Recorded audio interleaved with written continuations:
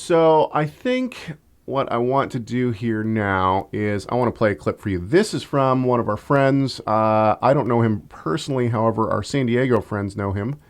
And I like a lot of the stuff that he puts out. This is from a YouTube channel called New to Torah. And I believe his name is Zachary. Anyway, here we go. These are his 4 nail in the coffin reasons that that the meal that Yeshua ate with his disciples was not a Passover Seder.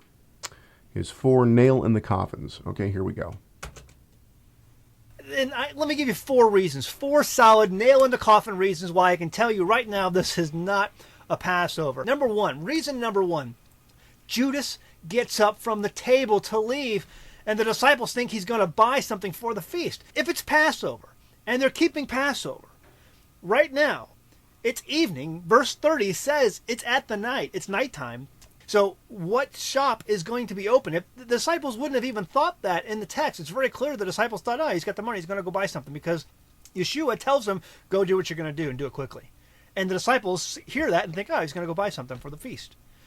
It's not Passover. If it's Passover, he wouldn't have been you can't buy anything anywhere.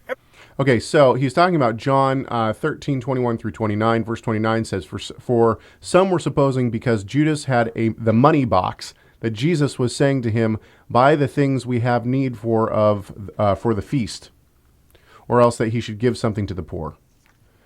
So our friend brings up a good point.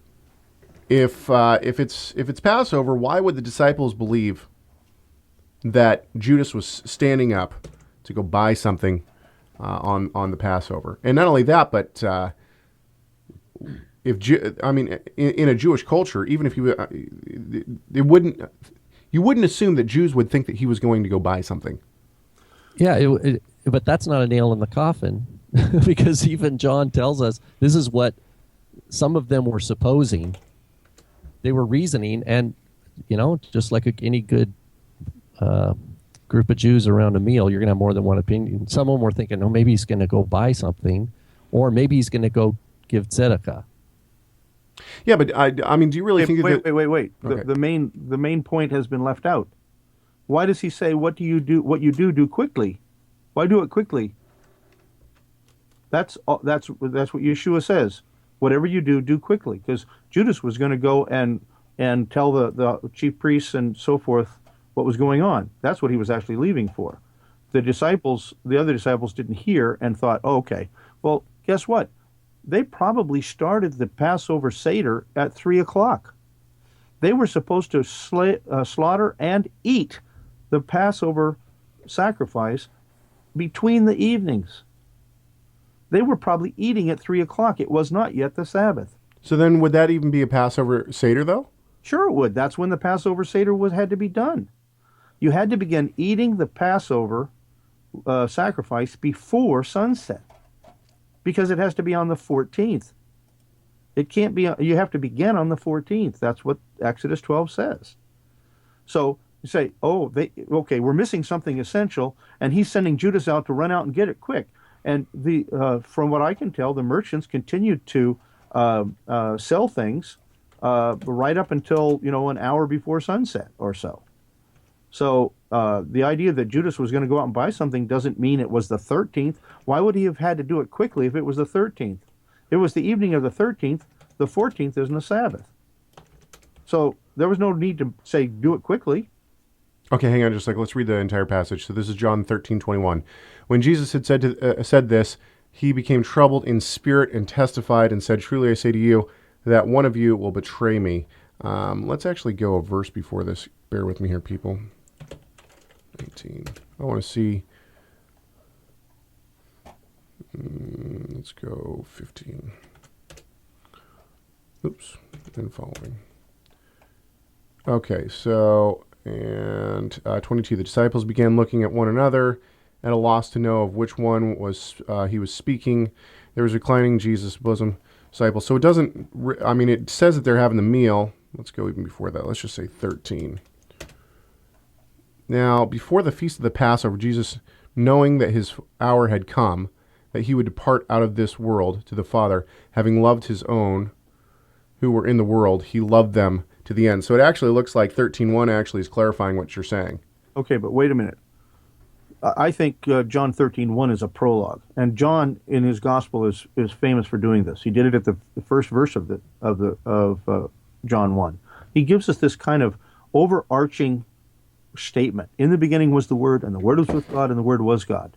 Okay? Now here he's saying, even before the Passover came, Yeshua had already set himself to go to Jerusalem and give himself, because he told the disciples, the Son of Man is going to go to Jerusalem, and the elders are going to lay hands upon him and crucify him. That we have that earlier on in the gospel. Okay, so John is gathering all that together, and he's saying he loved them to the end, meaning what? To the very death upon the cross.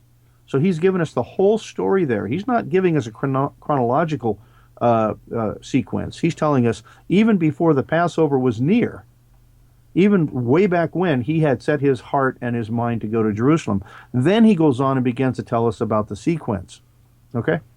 Andre asks in the chat room, he says, okay, but then would the priests have tried Yeshua and had him crucified on a high Sabbath? And he's taking high Sabbath to mean the festival Sabbath, which would be and we're going to bring this up too, because you actually think that the high Sabbath is not the festival Sabbath, right? You believe the high Sabbath is the Sabbath, the weekly Sabbath within the Passover. Correct.